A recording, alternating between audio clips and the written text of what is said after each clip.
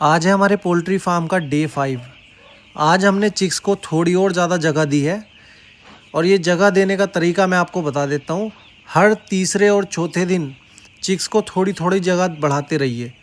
एक बार में पूरा फार्म नहीं देना। जैसे जैसे चिक्स ग्रोथ करता जाता है उस हिसाब से आप थोड़ी थोड़ी जगह बढ़ाते रहिए। यही प्रोसेस रहता है।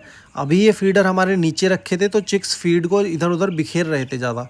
इसको हम रस्सियों में ऊपर बांध देंगे या फिर इस तरह के फीडर हैं तो इनको स्टैंड पर रख देंगे जिससे कि फीड वेस्ट ना हो।